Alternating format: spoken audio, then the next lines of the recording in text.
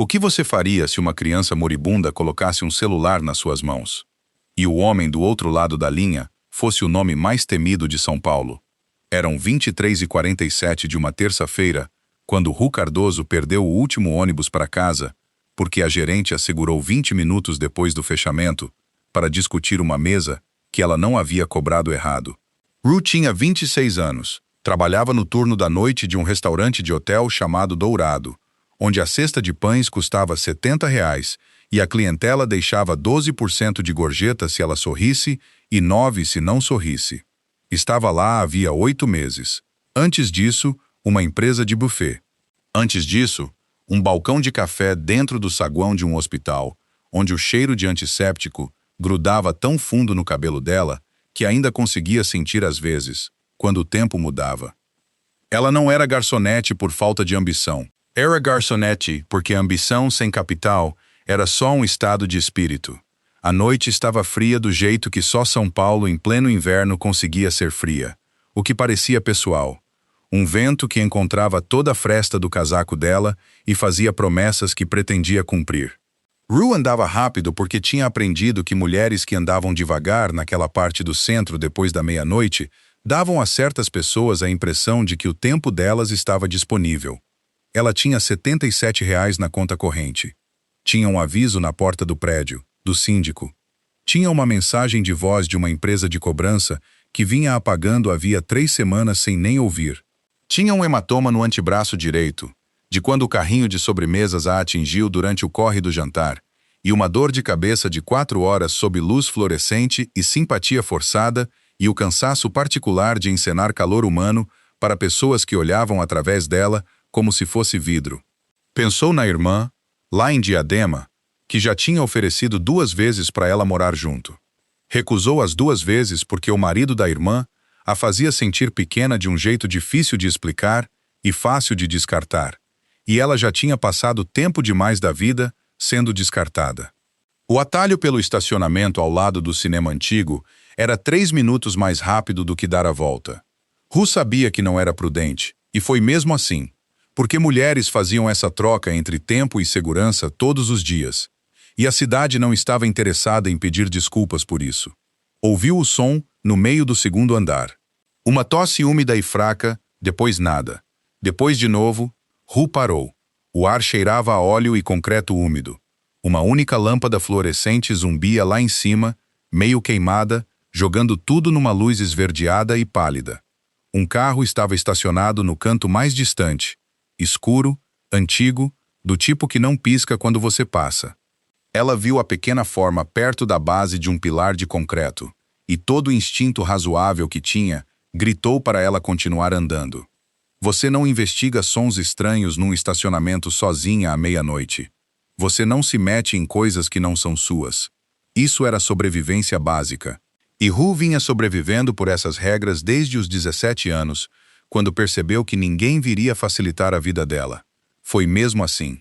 Depois, não conseguiria explicar por quê, exceto que a tosse tinha soado jovem demais. A menina tinha talvez 6 anos. Sentada com as costas contra o pilar, joelhos dobrados, vestindo um casaco escuro caro demais para um estacionamento. Cabelo castanho caramelo, um único sapato de verniz, o outro desaparecido. Os olhos dela estavam abertos, mas desfocados, flutuando entre aqui e algum lugar que Ru não conseguia acompanhar. Ru caiu de joelhos. Ei, querida, você consegue me ouvir? Os olhos da menina se moveram até o rosto dela. Devagar, com esforço. Frio, ela sussurrou. Ru tirou o próprio casaco sem pensar. O ar bateu nos braços dela como um tapa, mas não parou. Envolveu o casaco nos ombros estreitos da menina e pressionou 2 dedos na lateral do pescoço dela, do jeito que tinha aprendido aos 17 anos, quando o coração da mãe falhou e o paramédico mostrou depois para ela saber da próxima vez. O pulso estava lá, fino como um fio, instável. Cadê sua mãe? Ru perguntou. Seu pai? A mão da menina se moveu. Levantou do colo com esforço evidente e pressionou algo na palma de Ru. Um celular. Pequeno, sofisticado. A tela rachada, mas acesa. A tela mostrava um único contato aberto, esperando. O nome acima do número Dizia simplesmente pai. Abaixo do nome, uma segunda linha, um sobrenome. Um sobrenome que Ru reconheceu do jeito que se reconhece o nome de uma tempestade depois que ela já passou. Do jeito que se reconhece de reportagens que nunca diziam exatamente o que significavam, de conversas sussurradas em estacionamentos e cozinhas de restaurante, dos rostos de policiais que olhavam para certos endereços e depois desviavam o olhar. Ricardo Vasco. Ru fitou o nome. A menina fez um pequeno som. Os lábios dela tinham ficado pálidos. Ru apertou o botão de chamada. A linha tocou uma vez. Então um homem atendeu. E a voz dele era baixa, controlada, com a qualidade particular de alguém acostumado a ligações que exigiam decisões imediatas. Você tem 10 segundos. A garganta de Ru travou na primeira palavra. Ela forçou. Encontrei uma menininha no estacionamento, ao lado do cinema Meridiano. Ela está consciente, mas mal. Pulso fraco e está fria. Acho que precisa de um hospital. Silêncio. Não longo, uma respiração. Descreva-a. Cabelo castanho. Falta um sapato. Casaco escuro. Ela me entregou este celular. Um som do outro lado. Não palavras. Algo se movendo. O nome dela é Isabela. Minha filha se chama Isabela. Ela está respirando sozinha? Sim, mas é superficial. Ela tem um problema no coração. A voz dele tinha mudado. Ainda controlada, mas algo por baixo agora. Algo que precisava ser segurado com as duas mãos. Não a mova. Não a deite. Mantenha-a sentada e aquecida. Estou a 4 minutos. Devo chamar uma ambulância? Minha equipe chega mais rápido. Qual é o seu nome? Ru olhou para a menina. Isabela. Os olhos da menina tinham encontrado o rosto dela e ficado ali. Ru, ela disse. Ru Cardoso. Ru Cardoso. Ele repetiu como se ensaiasse para não errar. Não a deixe. A ligação terminou. Ru sentou no concreto frio, os joelhos doendo e os braços nus no ar de inverno, com uma criança que nunca tinha conhecido encostando devagar no ombro dela. O papai está vindo? Isabela sussurrou. Está, disse Ru. Ele está vindo agora mesmo. Ele vai ficar chateado comigo. Com ele mesmo. A voz da menina estava fraca. Ele sempre se culpa. Ru esfregou os braços de Isabela por cima do casaco, tentando pensar em algo útil para dizer. Ele parece alguém que ama você muito. Os olhos de Isabela se fecharam, depois se abriram de novo. Ele é assustador, dizem. Mas ele sabe todas as palavras de atirei o pau no gato. Uma pausa. Ele canta errado de propósito, para eu corrigir. Ru sentiu algo se soltar no peito, apesar de tudo. Isso é bem esperto da parte dele. As caminhonetes chegaram em menos de 4 minutos. 3 delas, pretas. Entraram no estacionamento sem desacelerar, e os faróis varreram Ru como um holofote. Homens de casacos escuros se moveram rápido. Ela contou 4 antes de parar de contar.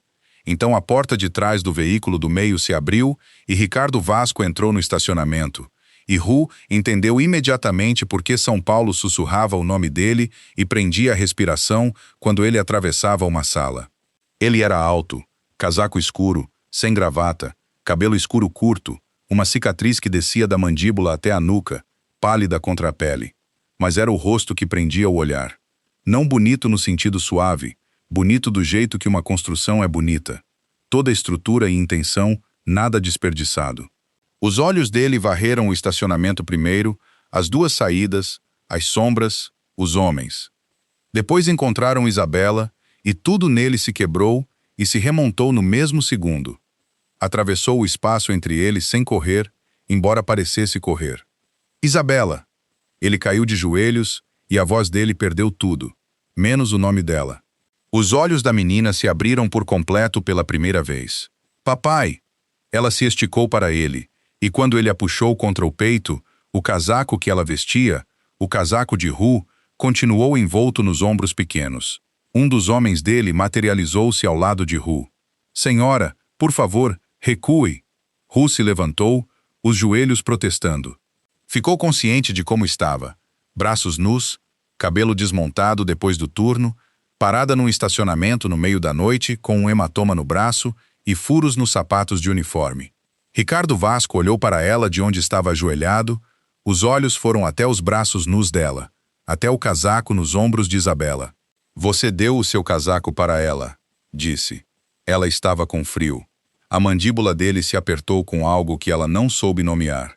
Então ele se levantou, Isabela segurada com cuidado contra ele, e o olhar que ele deu a Ru foi a avaliação mais completa que ela já tinha recebido de outra pessoa em menos de 3 segundos. Você vem com a gente. Ru deu um passo atrás. Eu liguei para vocês. Ela está com você. Eu devia ir.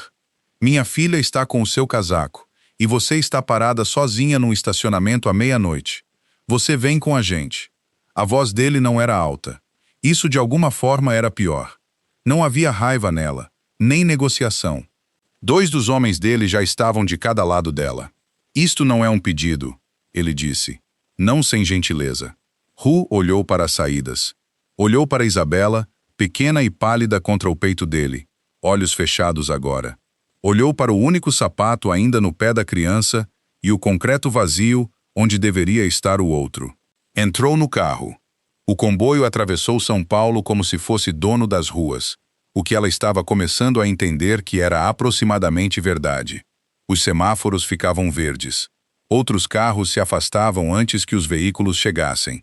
Num cruzamento, Ru viu uma viatura de polícia. O policial olhou para eles e depois olhou para o celular. No banco da frente, Ricardo Vasco segurava Isabela e falava baixo no próprio celular. Equipe médica, equipamento.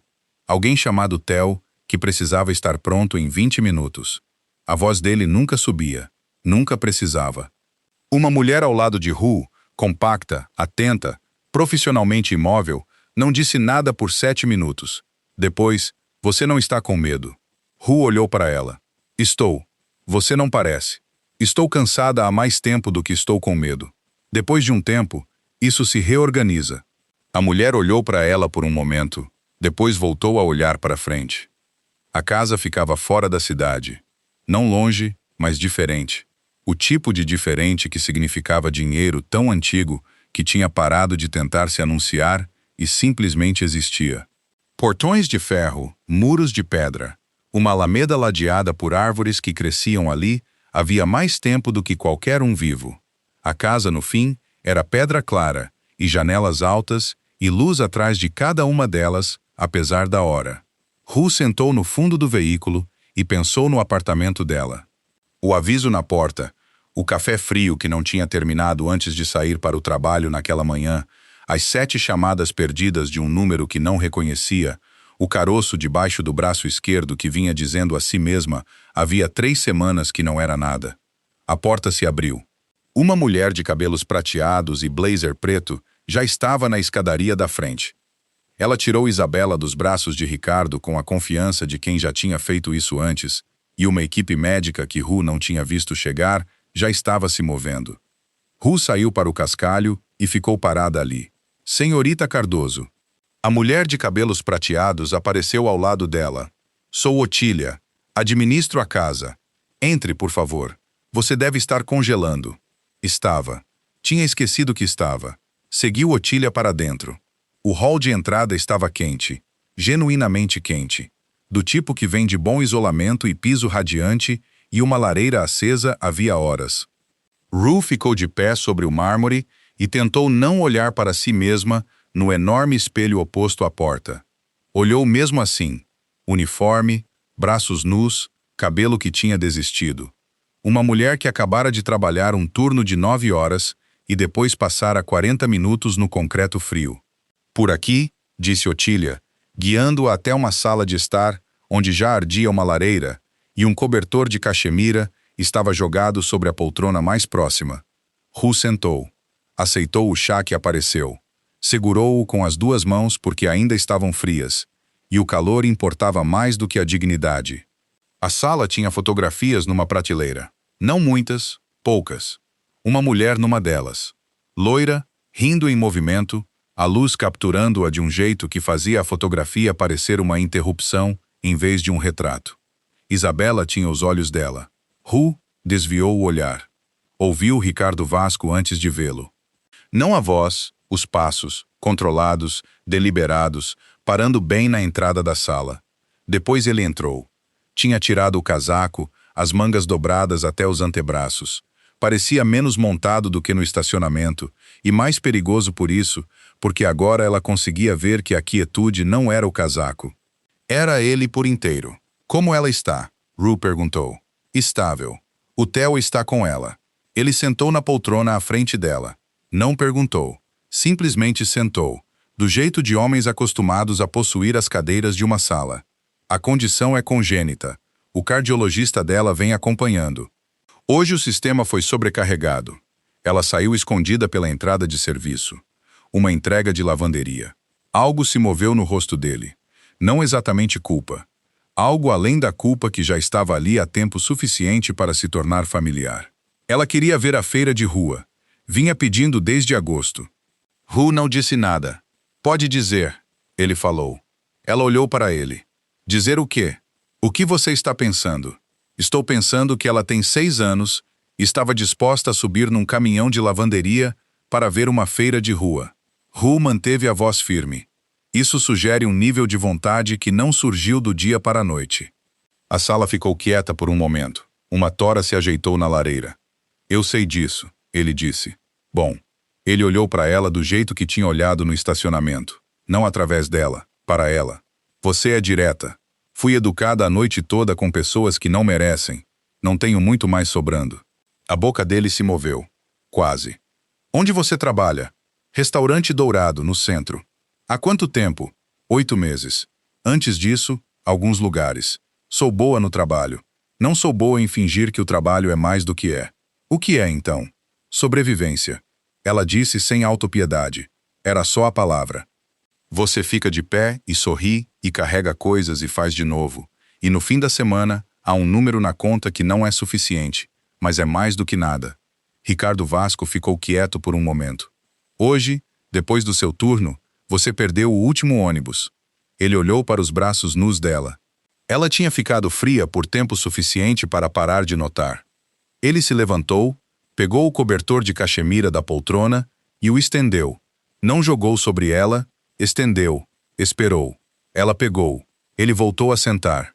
Conte-me o que você viu quando a encontrou. Então ela contou.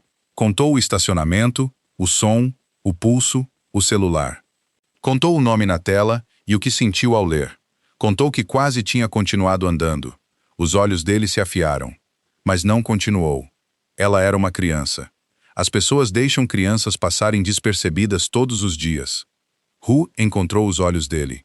Eu sei. Eu fui uma delas. O fogo estalou. Algo atravessou o rosto dele. Não pena. Ela não teria aceitado pena. Reconhecimento, talvez. Um homem apareceu na porta, largo, quieto, carregando autoridade do jeito que algumas pessoas carregam chaves. Mal notado até você precisar da porta aberta. Olhou para Ricardo e depois para Rue, com olhos que mediam tudo e não revelavam nada. O Theo diz que o ritmo dela se corrigiu. O homem disse. A febre baixou. Ela está pedindo por você. Ricardo se levantou imediatamente. O homem na porta manteve os olhos em Rue por mais um segundo. Ela também está pedindo pela moça do estacionamento. Ricardo olhou para Rue. Posso? Ela perguntou. Algo no rosto dele se acomodou, como uma pergunta que ele vinha segurando encontrando a resposta. Venha. Isabela estava num quarto que deveria ser de criança, e tecnicamente era, mas do jeito de um quarto perfeito para uma criança, sem saber ao certo o que uma criança precisava. Todo brinquedo caro, toda a cor escolhida, toda a superfície na altura certa, mas as paredes não tinham nada desenhado por ela mesma, e as prateleiras não tinham nada quebrado de tanto amor. Isabela estava deitada contra travesseiros brancos com monitores ao lado, uma cânula de oxigênio sob o nariz e um urso de pelúcia tão novo que ainda tinha a etiqueta. Olhou para Rue do outro lado do quarto e disse, você veio. Rue foi até a cabeceira. Eu vim. Você não está com o seu casaco. Você está. Isabela olhou para o casaco dobrado na cadeira ao lado dela. Era um casaco decente. Também tinha 4 anos e um botão solto na terceira casa e uma mancha de caneta no forro interno que ela nunca conseguira tirar totalmente. Parecia o que era. Algo que tinha passado por coisas. Desculpa por deixar você com frio, Isabela disse. Eu não estava com frio. Ru disse. Isso não é verdade. Não, mas não importa. A mãozinha de Isabela se moveu sobre o cobertor. Ru a segurou sem pensar. Os dedos de Isabela se fecharam em volta dos dela, com a firmeza de uma criança que aprendeu a não soltar rápido demais. Você vai ficar um pouco? Isabela perguntou. Um pouco. Da porta, Ricardo Vasco observava a filha e não dizia nada. Já passava das 2 da manhã, quando Otília levou Ru até um quarto de hóspedes. Ela ficou parada perto da porta por um bom tempo antes de tocar em qualquer coisa. A cama era de linho de verdade. O abajur era quente. A janela dava para o jardim, onde a fonte estava escura e parada, e uma luz de segurança varria as sebes num arco lento e deliberado. Ela pensou no apartamento, no aviso, nas ligações de cobrança, no caroço. Pensou no aperto da mão de Isabela e no urso de pelúcia com a etiqueta ainda presa. Pensou numa mulher rindo numa fotografia e numa luz que vinha tentando capturá-la havia anos. Não dormiu bem. Não esperava dormir. De manhã, encontrou Ricardo Vasco na cozinha, um cômodo que ela não esperava vê-lo ocupar. Ele estava de pé no balcão, de costas para ela, servindo café, vestindo uma camisa escura em vez do casaco, e a cicatriz no pescoço estava mais visível na luz da manhã. Ele a ouviu entrar. A Isabela está com o Theo, disse. O ritmo dela se manteve durante a noite. Ele está cauteloso, mas não alarmado. Isso é bom. Sente-se. Ela sentou. Ele colocou uma caneca à frente dela. Café bom, do tipo feito com equipamento que custava mais do que o aluguel mensal dela. Ficaram quietos por um momento, do jeito de duas pessoas que já haviam dito algo verdadeiro uma à outra e estavam decidindo se diriam mais. Mandei investigar em você, ele disse. As mãos de Ru pararam em volta da caneca. Imaginei. Ru Cardoso, 26 anos, nascida em Diadema, São Paulo. Saiu do acolhimento institucional aos 18. 3 empregos nos últimos 4 anos, cada um documentado com cuidado, referências intactas. Histórico de crédito, que mostra alguém trabalhando muito duro contra a maré. Ele pausou. Uma conta de hospital de um incidente no trabalho, 14 meses atrás. Amex empregador que resolveu uma denúncia de calote salarial sem admitir culpa. Ru sentiu cada fato como uma chave girando numa fechadura que passara anos mantendo trancada. A mandíbula dela travou. Ontem à noite, ele disse, ofereci uma quantia enorme a qualquer um que pudesse me dizer onde estava a Isabela.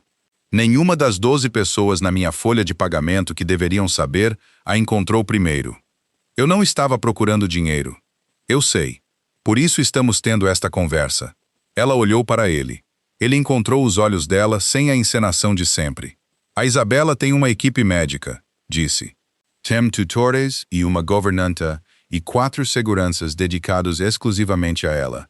Tem tudo que consegui pensar em dar. Ficou quieto por um momento. Não tem alguém que sente ao lado dela e diga que os sonhos não mandam nela. Ru piscou. Ela me contou isso, ele disse. Esta manhã, antes de qualquer outra coisa. Ru olhou para a caneca. O calor nas palmas dela estava começando a parecer outra coisa além de café. O que você está pedindo? A Isabela precisa de cirurgia. A voz dele se manteve firme, mas custou algo. O cardiologista vem recomendando há meses. Venho administrando minha reação a essa recomendação. A cirurgia vai acontecer. Vai acontecer em breve. Depois disso, a recuperação vai ser difícil. Ela vai precisar de alguém perto que ela tenha escolhido confiar. Ela não me conhece. Ela estava pedindo por você às 2 da manhã. Ele a olhou firme. Ela sabe o suficiente. Sou garçonete. Ontem à noite, você foi a única pessoa em São Paulo que parou. A cozinha ficou quieta. Lá fora, o jardim começava a entrar na luz da manhã, cinza e lenta. O que eu seria? Ru perguntou. Uma acompanhante? Alguém com quem ela pode conversar que não é paga para administrá-la. Alguém que me diz quando minha proteção vira algo que ela precisa sobreviver. Ele pausou.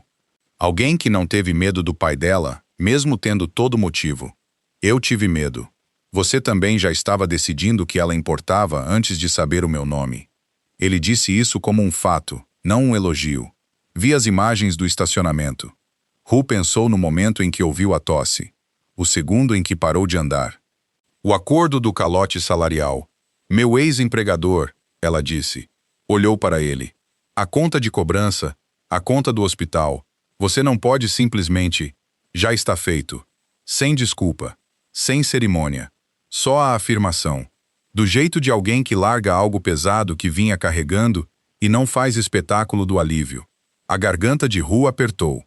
Vinha administrando aquelas coisas por tanto tempo que a ausência delas parecia tirar sapatos que tinha esquecido serem pequenos demais. E se eu disser não? Ela perguntou. Você vai para casa. Garanto que chegue em segurança. Nada vai atrás de você. Ele a olhou direto. Não tenho interesse em pessoas que precisam ser forçadas.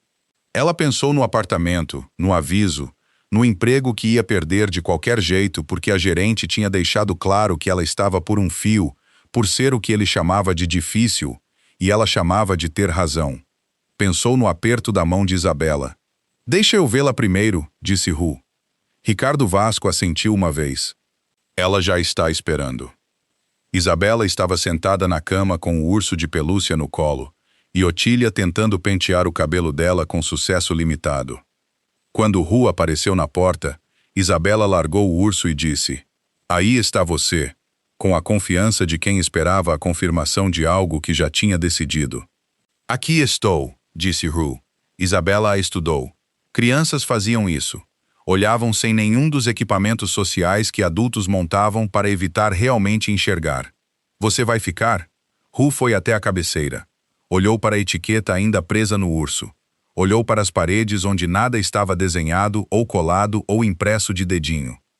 Olhou para aquela menina pequena que tinha entrado escondida num caminhão de lavanderia para ver uma feira de rua e acabado num estacionamento com uma estranha, e mesmo assim, tinha entregado o celular.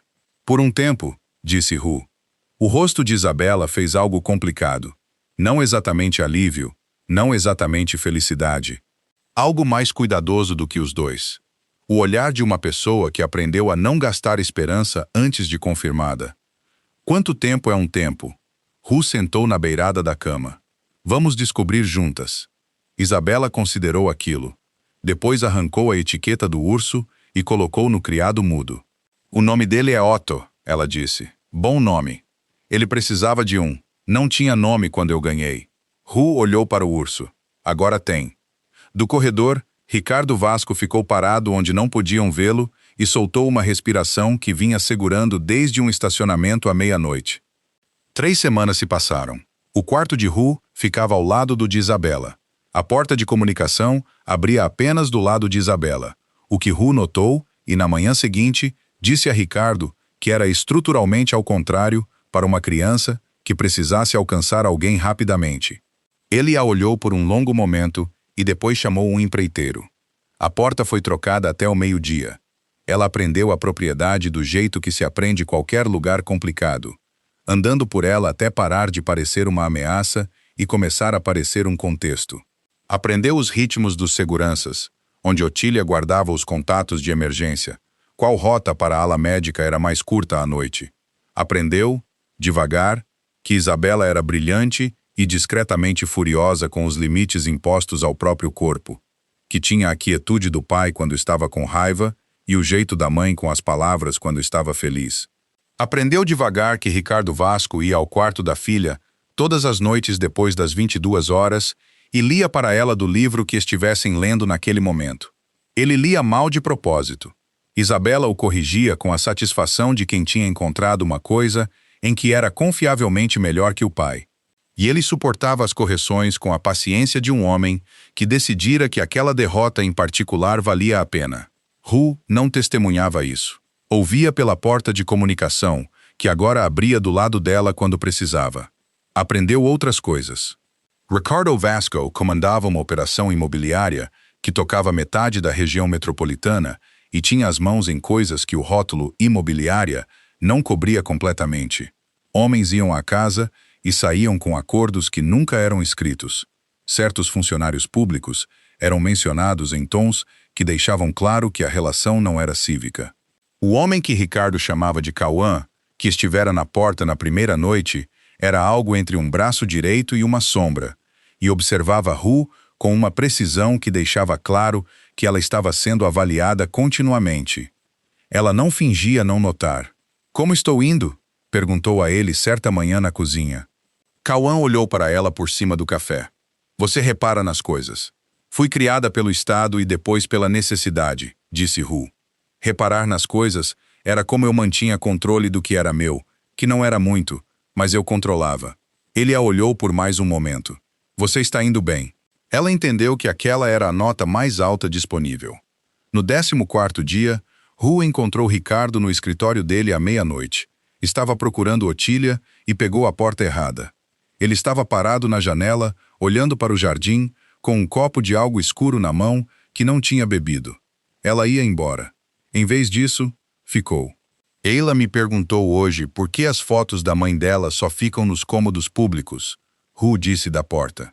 Ricardo não se virou. "O que você disse a ela?" "Disse que ela deveria perguntar a você." Ele se virou.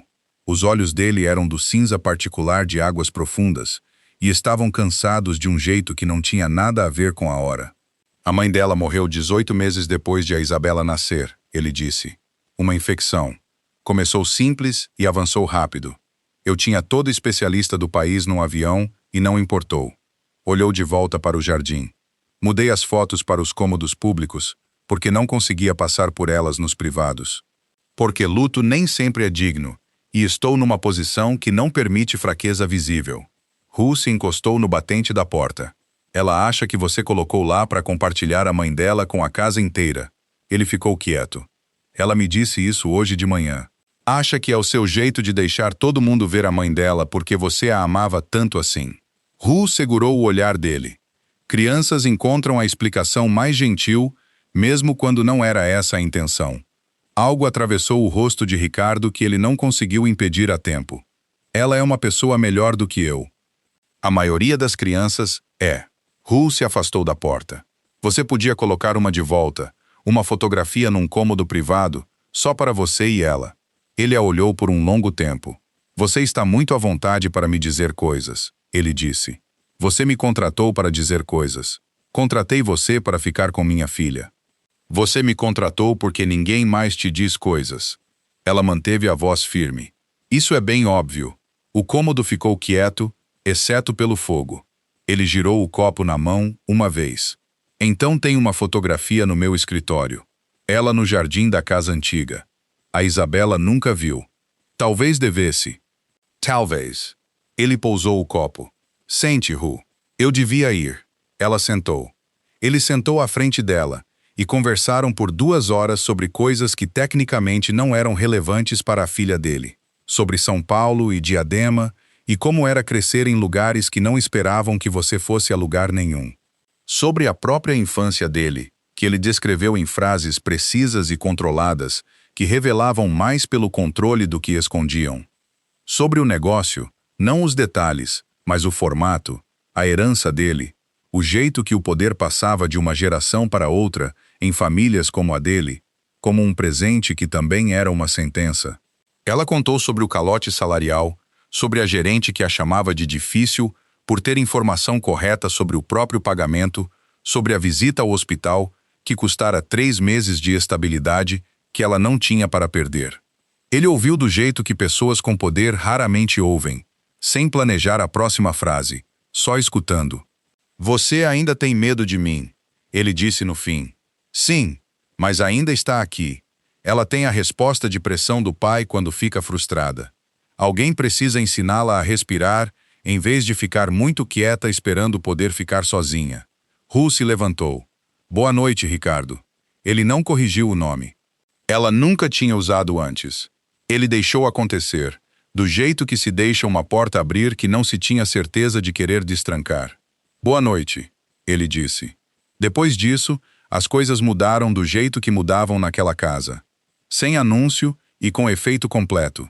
Um prato aparecia fora do quarto dela, nas manhãs em que Isabela tinha consulta médica cedo, para que Ru tivesse algo antes que o dia ficasse difícil.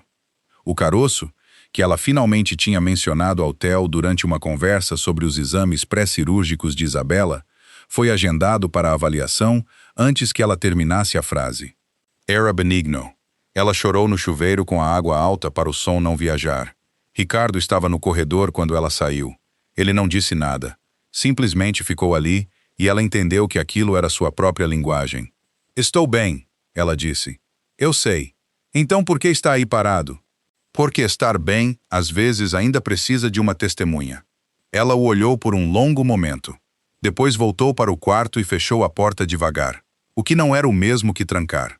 O problema chegou do jeito que problemas chegavam naquele mundo. Quieto, com a forma de algo rotineiro. Theo puxou Ricardo de lado depois da consulta pré-cirúrgica de Isabela, e Ru observou o rosto de Ricardo do outro lado da sala fazer aquilo que fazia quando chegava a informação que exigia manter a violência por dentro. Depois que o Theo saiu, Ricardo sentou com Isabela por 7 minutos, falando sobre o livro que liam, perfeitamente composto. Depois beijou o topo da cabeça dela e saiu. Ru o seguiu no corredor. Me diz que não é para vocês dois. Me diz. Ele a olhou. Os olhos cinza estavam planos e muito controlados. Alguém acessou os arquivos do Theo. Registros médicos. A agenda da cirurgia. 3 detalhes que só pessoas dentro desta casa deveriam saber. Ru sentiu o frio se instalar. Quantas pessoas dentro desta casa? Menos de 10. Agora menos ainda, a pessoa já sabe reduzir a lista. O que essa pessoa quer? Acesso. Durante a transferência para a unidade cirúrgica. Ele disse do jeito que se diz algo já planejado com dezenas de alternativas em volta. Usar a Isabela como ponto de pressão. Ru olhou para a parede. Pensou em Isabela no estacionamento. O sapato solitário. O celular pressionado na palma dela. O que você precisa que eu faça? Ricardo a olhou. Ela sabia, não o que ele esperava. A maioria das pessoas na posição dela àquela altura estaria pedindo garantias, ou pedindo para sair, ou perguntando o que acontecia com quem ficava do lado errado de conversas como aquela. Seu trabalho, ele disse. Fique perto dela. Me avise imediatamente se algo parecer errado. Não diga a ela que a palavra cirurgia significa perigo. Ela pausou. Ela já conhece perigo. Não vou fazer com que carregue este também. Tudo bem, Ru. Algo na voz dele tinha mudado. Não mais suave, mais específico. Você ainda pode ir embora antes que isso vire algo que não dá para desconhecer. Ela pensou no estacionamento, no momento antes de voltar. Continuo tendo a mesma escolha, ela disse. Sim, continuo fazendo a mesma. A invasão veio 3 noites antes da cirurgia. Não a violência primeiro. Uma queda de energia de 7 segundos. A vulnerabilidade específica na comutação da propriedade que só um infiltrado saberia mirar. Ru acordou na primeira piscada. Estava fora da cama antes de a iluminação de emergência ligar. A voz de Isabela veio pela porta de comunicação. Ru já estava atravessando. Foi até a cama, pegou a mão de Isabela e manteve a voz firme por decisão de vontade. Estou com você. Coloca o sapato devagar. O que está acontecendo? Vamos para a sala segura. É por precaução. Uma mentira calma. Uma necessária. Isabela calçou o sapato. Não entrou em pânico. Tinha sido, Ru percebeu, criada para isso em todas as formas que o pai dela tinha esperado que nunca fossem necessárias. O corredor lá fora estava iluminado pela luz de emergência, vermelha e baixa. Vozes do outro extremo. Comandos na voz de Cauã. Ru moveu Isabela contra a parede interna e se colocou entre a criança e o corredor. A entrada da sala segura ficava a 8 metros, escondida atrás de um painel que parecia parede. O painel não respondeu na primeira tentativa. Ru não travou. Tinha andado por aquele trecho de parede 11 vezes. Conhecia a trava manual. Caiu de joelhos, encontrou, puxou. O painel se abriu. Colocou Isabela dentro, apertou o botão vermelho, a porta começou a fechar. O homem apareceu no fim do corredor com uma velocidade que dizia que ele conhecia o tempo exato. Estava entre Ru e a porta se fechando em 3 segundos. Ela agarrou a lanterna de emergência do suporte na parede. Isabela, ela disse. Canto de trás, atrás da prateleira de suprimentos. Olhos fechados. Isabela foi. Não discutiu. O homem alcançou a porta quando ela estava na metade do caminho. Ele enfiou o braço pela fresta, depois o ombro. Ru golpeou com a lanterna. Acertou o pulso dele. Ele recuou e depois empurrou mais forte, e ela golpeou de novo e ele segurou o braço dela, e ela subiu o joelho, do jeito que Cauã tinha mostrado em 3 sessões que ela não entendia serem opcionais até a 4ª. Ele foi para o lado, não para baixo, para o lado. A porta gemia contra o motor. Hu pegou um extintor de incêndio do suporte na parede, mirou nos olhos dele e disparou. Ele fez um som e cambaleou para trás, e a porta encontrou a fresta e selou. Do canto, muito quieta. Hu, estou aqui. Está tudo bem. Esperaram. Foram 6 minutos até a voz de Ricardo chegar pelo interfone externo. Calma, deliberada. Hu, estou aqui fora. O Cauã está comigo. Você pode abrir a porta. Ela verificou o código de confirmação. Estava correto. Abriu a porta. Ricardo a olhou. A mão dela sangrava de onde tinha batido na borda da porta. Ele olhou para o extintor que ela ainda segurava. Olhou para o espaço vazio atrás dela, onde Isabela saía de trás da prateleira de suprimentos com o sapato ainda calçado e o urso de pelúcia, que aparentemente tinha conseguido agarrar no caminho. Foi o Holloway, disse Cauã, de trás de Ricardo. Está sob custódia. Holloway, um dos seguranças externos do portão. 18 meses de confiança. Ricardo não olhou para Cauã. Continuava olhando para Hu.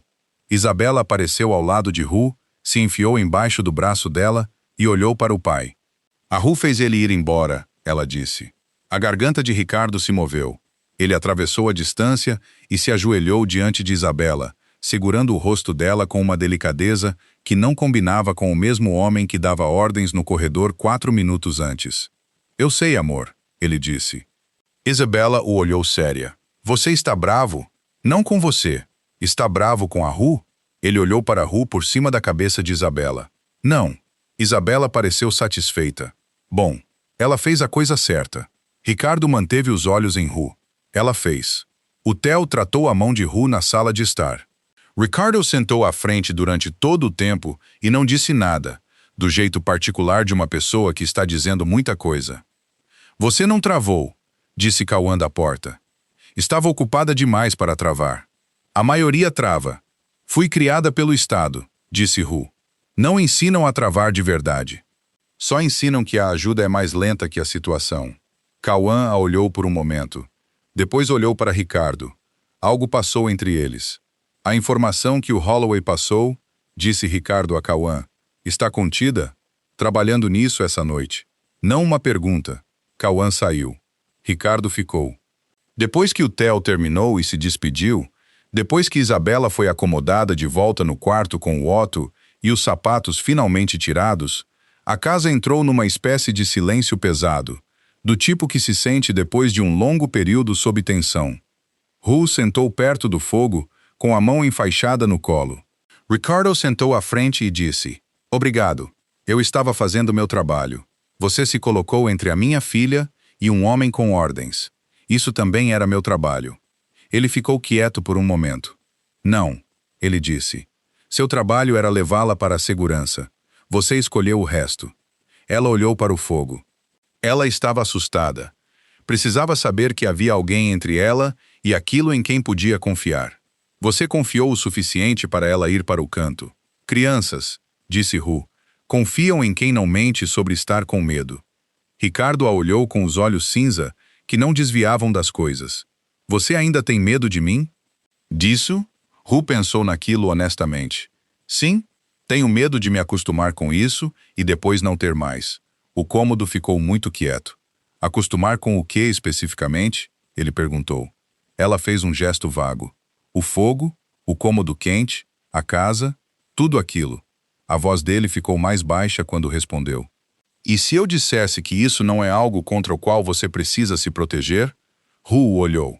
Ele segurou o olhar do jeito que segurava a maioria das coisas, firme e sem encenação. Eu diria, ela falou com cuidado, que homens na sua posição dizem coisas assim. Dizem, ele concordou. Geralmente querem dizer outra coisa com isso. O que você quer dizer com isso? Ele ficou quieto por um momento. Que minha filha não ria tão livremente há 2 anos, desde a mãe dela. Ela ri com você. Ele não desviou o olhar. Não sou um homem confortável com o que não consigo categorizar. Você é, para meu considerável incômodo, incategorizável. O coração de Hu fez algo indigno. Ela não deixou aparecer. Esse pode ser o elogio mais estranho que já me fizeram. Não é um elogio, é uma observação. O que você vai fazer com a observação? Ele se inclinou levemente para frente. Esperava que você me ajudasse a descobrir. O fogo se movia entre eles, quente e indiferente ao peso cuidadoso do cômodo. Ela pensou no estacionamento, na tosse, na escolha. Pensou em todas as vezes na vida em que continuou andando porque sobreviver exigia isso, e a única vez em que não continuou, e onde aquela única vez tinha levado. Devagar, ela disse. Algo no rosto dele se aliviou. Tenho bastante paciência. Não é o que sua equipe sugere. A boca dele se curvou, quase, mas foi real. Você é a única exceção a várias das minhas práticas estabelecidas. Vou tentar não deixar isso subir a cabeça. A cirurgia aconteceu numa terça-feira. A equipe do Theo estava na casa havia 3 dias. A estrutura foi montada para Isabela, o que Ru não tinha entendido completamente que era possível até acontecer. Isabela estava muito calma nas horas antes. Pediu para Ru trançar o cabelo dela.